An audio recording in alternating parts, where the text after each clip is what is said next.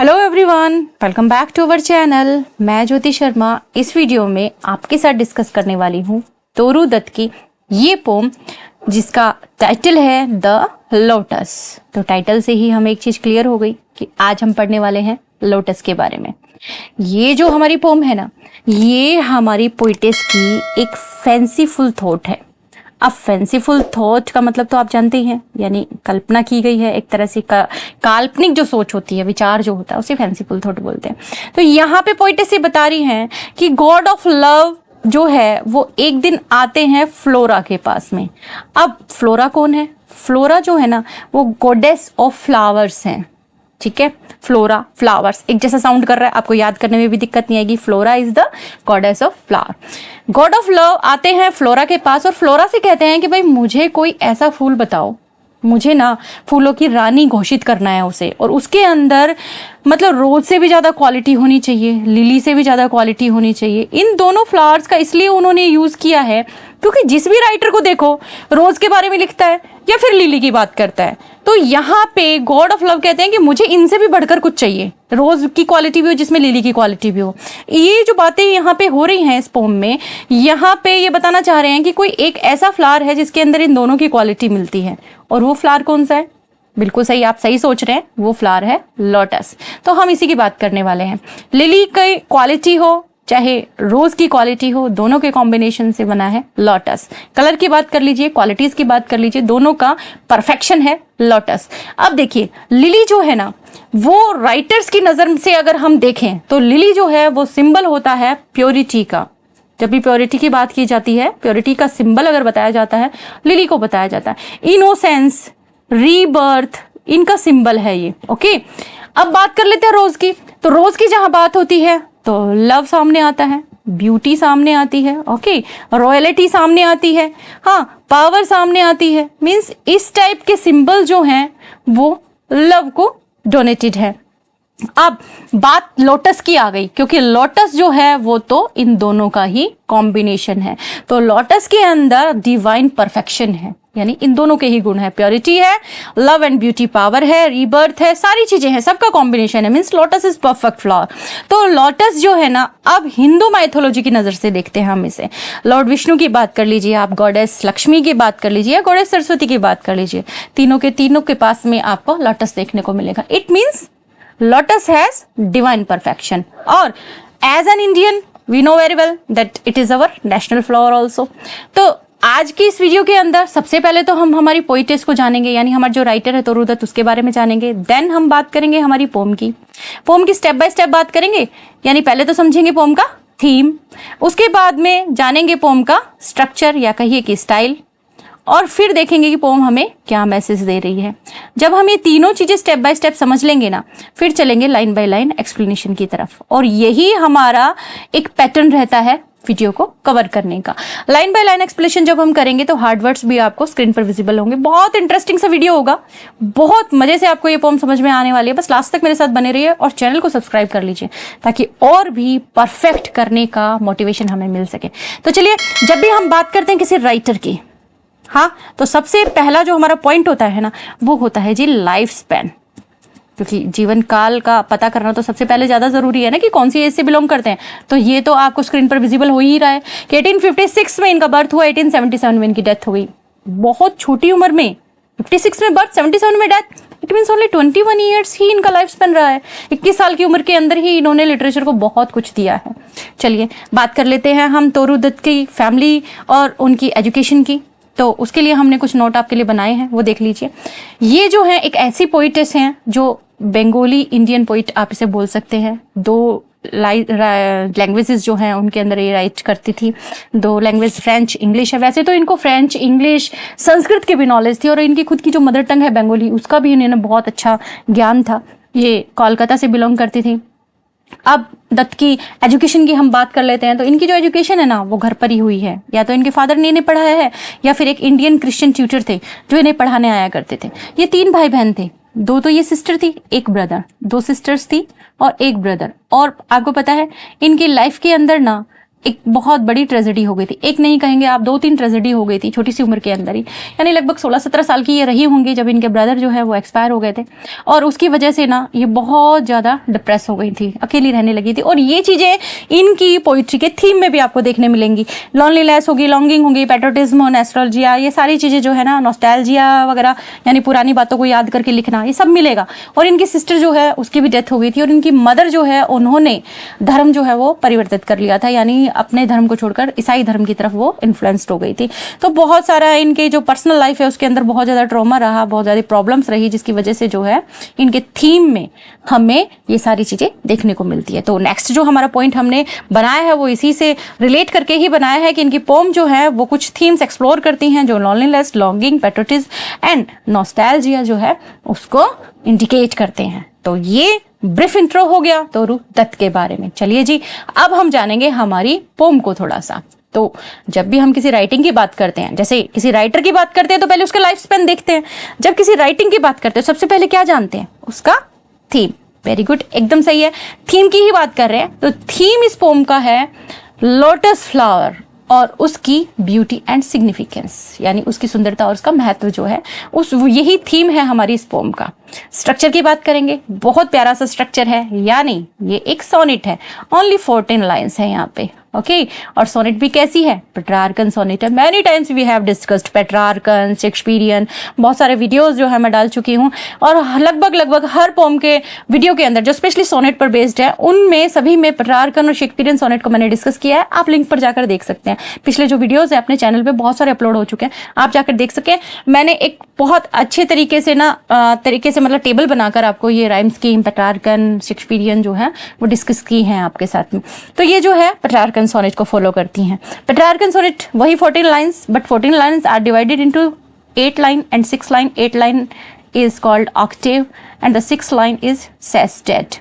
Means इस pattern को follow करती हैं। ऊपर 8 लाइनें, नीचे 6 लाइनें, मिलकर दोनों 14 लाइनें बन जाती हैं। 8 लाइनों के अंदर क्या होता है, प्रॉब्लम डिस्कस होती है कि नहीं होती है। 6 लाइनें जो है उसमें सॉल्यूशन बताया जाता है कि नहीं बताया जाता है। इसके ऊपर मैंने एक डेडिकेटेड वीडियो बनाया है सोनेट, वो आप जरूर देखिएगा। उससे आपका सोनेट से रिलेटेड जो भी इशू होगा ना वो सारा क्लियर होने वाला है। आप उसको अच्छे तरीके से समझिए, अच्छे तरीके से देखिए। सोनेट से बेस्ड कोई भी क्वेश्चन आएगा आपका बिल्कुल क्लियर हो जाएगा। अच्छा जी, राइम स्कीम की बात कर लेते हैं। पेट्रार्कन सोनेट की एक स्पेसिफिक राइम स्कीम होती है, वही राइम स्कीम यहां पर है। थोड़ा सा चेंज है। वो क्या कि पेट्रार्कन सोनेट के अंदर जरा सा यहां पर चेंज आता है। यहां जैसे कि A B B A B B A C D है, ठीक है, यहां तक तो सही है, लेकिन यहां डीसी है, पेट्रार्कन सोनेट में थोड़ा अलग है। अब आप सोनेट पर जाकर देखना, पेट्रार्कन सोनेट पर जाकर देखना और मुझे कमेंट बॉक्स में कमेंट करके बताना कि पेट्रार्कन सोनेट के अंदर राइम स्कीम जो है वो क्या होती है। चलिए अब बात कर लेते हैं हम हमारी इस पोम के मैसेज को तो आप जान ही गए कि लोटस जो है ना वो कॉम्बिनेशन है 2 फ्लावर्स की क्वालिटीज का, रोज एंड द लिली। और मोस्ट ब्यूटीफुल फ्लावर माने जाते हैं ये दोनों के दोनों ही, रोज भी और लिली भी, और इन दोनों का कॉम्बिनेशन है लोटस। तो ये है इसका मेन मैसेज। अब चलेंगे हम लाइन बाय लाइन एक्सप्लेनेशन पे। बहुत ही इजी सी है, बहुत ही प्यारी सी है, और जो वर्ड आपको यहाँ टफ लगेंगे ना वो वर्ड भी बहुत इंटरेस्टिंग है। वो आप देखना स्लाइड पे आपको विजिबल होंगे साथ के साथ, और बहुत प्यारे से हैं वो वर्ड, आपकी वोकैबुलरी को एनहांस करेंगे। देखिए, love came to Flora. Love word है, अपने आप में वैसे तो रिकॉग्नाइज हो ही रहा है आपको, लव यानी प्यार, बट यहाँ जो शब्द है ना लव, वो गॉड ऑफ लव के लिए यूज हुआ है। ओके, इसको थोड़ा सा ध्यान कर लेना कि ये गॉड ऑफ लव है। ये जाते हैं या कहिए कि आए हैं फ्लोरा के पास में। फ्लोरा हैं, रोमन मिथ्स की बात करें तो गॉडेस हैं फ्लावर्स की, यानी प्रकृति की देवी कह लीजिए, फूलों की देवी कह लीजिए, फ्लोरा है। उनके पास में आते हैं लव के देवता, और वो कहते हैं एक फ्लावर के बारे में, उनसे कहते हैं कि मुझे फूलों की रानी को चुनना है। मतलब मैंने देखा है, मैंने सुना है कि 2 फूल हैं जिनका जिक्र यूजुअली लोग क्या करते हैं, एक है रोज, दूसरा है लिली, बट मुझे एक ऐसा फ्लावर चाहिए जिसको मैं फूलों की रानी घोषित कर सकूं, और that would be flowers be undisputed queen. मैं उसे ऐसी रानी बनाना चाहता हूँ, उस फूल को ऐसी रानी बनाना चाहता हूँ जिसके ऊपर कोई डिस्प्यूट ना कर सके, यानी कोई विवाद ना कर सके, जो बिल्कुल निर्विवाद हो। एक ऐसा फ्लावर मुझे बताओ, यानी फूलों के अंदर एक परफेक्ट फूल मुझे बताओ जिसके ऊपर किसी तरीके का कोई विवाद ना कर सके और मैं उसे फूलों की रानी घोषित कर सकूं। The lily and the rose long long had been rivals for that high honour bards of power. Bards कौन है? बार्ड्स होते कवि, राइटर, पोइट। पोइट्स के लिए वर्ड होता है, बार्ड वर्ड जो है पोइट के लिए यूज होता है। कि अगर कवियों की पावर की बात कीजिए, कवि की पावर क्या होगी? राइटिंग। कवि, भाई कवि की ताकत क्या है? कलम है। यानी कवि की ताकत हो गई यहाँ पे क्या? उसकी लिखावट, जो उसने लिखा है, जो उसने कविताएं लिखी हैं वो। तो अगर कविताओं की बात की जाए तो कविताओं के अंदर तो द्वंद्व चलता रहता है, हमेशा हमेशा एक दूसरे की खींचातानी करते रहते हैं। कौन करते हैं खींचातानी? रोज और लिली। यानी जितने भी कवि हैं रोज के बारे में लिखते हैं, लिली के बारे में लिखते हैं। कुछ कहते हैं लिली बहुत खूबसूरत है, कुछ कहते हैं नहीं नहीं रोज बहुत खूबसूरत है। मुझे भाई ऐसा द्वंद्व नहीं चाहिए, मुझे ऐसा डिस्प्यूट नहीं चाहिए, मुझे अनडिस्प्यूटेड क्वीन चाहिए फ्लावर की। तो मुझे कोई ऐसा फ्लावर दो ना। फ्लोरा को जाकर कहते हैं God of love. I think it is clear. समझ गए हैं आप अच्छे से कि गॉड ऑफ लव है। फ्लोरा के पास गए, परेशान हो रखे थे बेचारे, उनको चाहिए थी कोई क्वीन, फूलों की क्वीन, यानी फूलों की रानी। अब बात वो लिली की और रोज की कर नहीं सकते थे क्योंकि लिली और रोज के ऊपर तो डिस्प्यूट चल रहे थे। कोई कहता लिली सुंदर है, कोई कहता नहीं नहीं रोज में बहुत ज्यादा क्वालिटी है। इनको अनडिस्प्यूटेड चाहिए था मामला, तो अनडिस्प्यूटेड के लिए वो कोई फ्लावर लेने के लिए जाते हैं फ्लोरा के पास। क्लियर हो गया? आगे चलते हैं क्या होता है। Had sung their claims the rose can never tower. अब देखिए क्या क्या मतलब बातें होती हैं वो देखो आप। Like the peel lily with her Juno main, कि हैड संग देयर क्लेम्स, कि कवि जो होते हैं ना, जो बार्ड्स हैं, जो राइटर हैं, जो पोइट्स हैं, वो कहते हैं the rose can never tower. वो एक तरह से स्टेटमेंट देते हैं, वो कुछ बताते हैं कि कभी भी जो रोज होता है ना वो लिली की तरह इस तरह से खड़ा नहीं हो सकता, ऐसे टावर नहीं बन सकता वो। यानी जो लिली के अंदर क्वालिटी है वो रोज को नहीं मिल सकती कभी भी। रोज और लिली वैसे दोनों एक दूसरे से डिफरेंट है, दोनों की क्वालिटीज अलग अलग है। जैसे मैंने आपको बताया भी अभी थोड़ी देर पहले कि rose is the symbol of love, power, royalty and beauty. In spite lily is as a symbol of purity, innocence and rebirth. Means both are different, both has specific qualities but different from each other. अच्छी अच्छी qualities है दोनों के अंदर, लेकिन दोनों एक दूसरे से वैसे डिफरेंट है। तो ये कह रहे हैं कि रोज जो है वो लिली के जैसा नहीं है। Like the peel lily with her Juno, mean Juno कौन है? जूनो जो है यहाँ पे कौन है? जूनो जो है ना वो रोमन गॉडेस है, मैरिज और चाइल्ड बर्थ की, और जुपिटर की वाइफ भी हैं। और ये बहुत ज्यादा एरोगेंट थी, बहुत प्राउडी थी क्योंकि बहुत खूबसूरत थी, ये प्राउड था अपने ऊपर। तो लिली जो है उसको यही कहा गया है कि लिली का जो पीलापन है वो ऐसा दिखाता है जैसे जूनो के अंदर था ना घमंड का पीलापन, उस तरीके से। तो रोज जो है वो लिली का कंपैरिजन नहीं कर सकता, लिली जो है वो रोज का कंपैरिजन नहीं कर सकता। और मुझे ये डिस्प्यूट नहीं चाहिए, मुझे चाहिए अनडिस्प्यूटेड क्वीन ऑफ फ्लावर। तो मुझे आप क्या बताइए, but is the lily lovelier? कि अगर मैं ये बात करूं कि लिली जो है वो जूनो जैसी खूबसूरत है, यानी जैसे जूनो के अंदर घमंड है खूबसूरती का, उतनी खूबसूरत है लिली का फ्लावर, तो क्या लिली सच में ही बहुत प्यारी है? अपने आप से सवाल कर रही है कि दस बिटवीन दोनों की अगर बात की जाए, यानी रोज की बिटवीन जो वर्ड आया है वो रोज के लिए आया है और लिली के बारे में आया है, इन दोनों की बात हो रही है। इन दोनों की अगर बात की जाए तो क्या लिली बहुत ज्यादा प्यारी है क्या? इस तरह से पोइटेस बोल रही है। फ्लावर फ्रैक्शन, अब फ्लावर फैक्शंस क्या हैं? फ्लावर हैं दो, ये रोज और लिली, और फैक्शन हो गए ग्रुप, दो ग्रुप के अंदर बट गया अब ये। यानी कवि जो है ना वो दो ग्रुप में बट गए, कुछ कवि हैं जो रोज को अच्छा बता रहे हैं, कुछ कवि हैं जो लिली को अच्छा बता रहे हैं, दो ग्रुप बन गए। अब दोनों के दोनों ग्रुप्स के बीच में हो गया स्ट्राइफ। स्ट्राइफ आप जानते हैं, कन्फ्लिक्ट हो जाना, आर्ग्यूमेंट हो जाना। साइकीज बावर, कहाँ पे हो गया ये? बावर का मतलब आप जानते हैं, बावर होता है एक तरह से गार्डन, समझ लीजिए, वैसे गुच्छे के लिए यूज किया जाता है लेकिन गार्डन है ये। गार्डन के अंदर हो गया ये झगड़ा, और गार्डन भी किसका था? साइकी का था। साइकी कौन है? साइकी ग्रीक गॉडेस है सॉल की। साइकी वैसे दिमाग के लिए यूज किया जाता है, लेकिन ये कौन है? गॉडेस है, ग्रीक गॉडेस है, वो भी किस चीज की? आत्मा की। अब यहाँ पे द्वंद्व हो गया, दो गुट बन गए। एक जना तो कह रहा है, एक जो गुट जो है वो तो कह रहा है कि rose is perfect and another is saying no lily is perfect. दोनों के बीच में हो गया स्ट्राइफ। आगे देखिए क्या होता है स्ट्राइफ के बाद में। Give me a flower delicious as the rose. अब गॉड ऑफ लव कह रहे हैं कि मुझे तो ऐसा फ्लावर चाहिए जो डिलीशियस हो रोज की तरह। अब रोज को डिलीशियस वर्ड जो यूज किया, वैसे तो डिलीशियस जो है ना वो खाने पीने की चीजों के लिए यूज किया जा सकता है, यानी स्वादिष्ट, डिलीशियस। हाँ, लेकिन डिलीशियस से आप क्या समझेंगे? ब्यूटीफुल, डिग्निटी से भरा हुआ, रॉयल्टी से भरा हुआ, लव से भरा हुआ। इट इज डिलीशियस, मींस बहुत प्लीजेंट है, जो जिसकी स्मेल बहुत प्यारी है, दैट इज कॉल्ड डिलीशियस। कि मुझे ऐसा फ्लावर चाहिए जो रोज के जैसा डिलीशियस हो, रोज के जैसी जिसकी फ्रेग्रेंस हो, रोज के जितना उसमें प्यारापन हो। And stately as the lily in her pride. और स्टेटली जानते हैं आप, स्टेटली का मतलब ग्रैंड हो, इंप्रेसिव हो बहुत ज्यादा।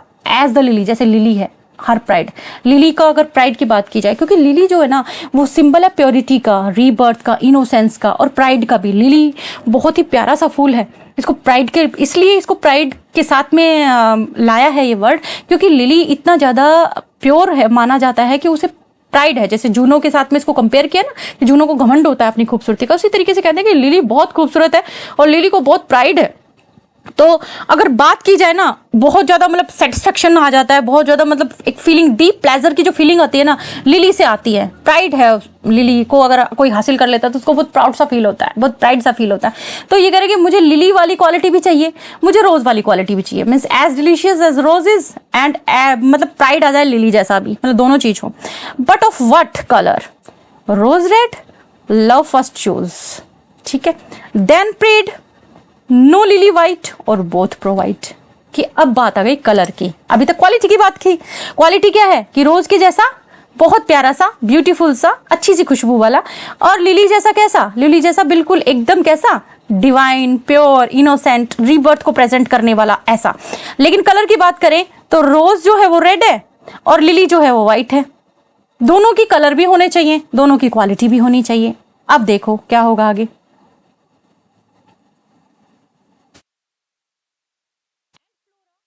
लोटस, अब फ्लोरा जो है मीन्स गॉडेस ऑफ फ्लावर्स, वो क्या करती हैं? वो लोटस दे देती हैं।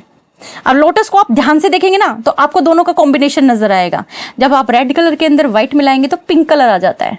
हाँ, आपको कलर का अच्छे से नॉलेज है, आप अच्छे से जानते हैं। रेड में अपन व्हाइट मिलाते हैं तो पिंक आ जाता है, वो चीज भी करेक्ट है। प्लस आप कभी भी है ना, जब अगर आपको कभी लोटस देखने का मौका मिले तो आप देखना कि लोटस की जो यहाँ पे जो ये लीफलेट्स होती है ना, यहाँ पे आपको व्हाइट कलर भी दिखेगा और रेडनेस भी दिखेगी, यानी दोनों का कॉम्बिनेशन दिखेगा कलर के अंदर भी।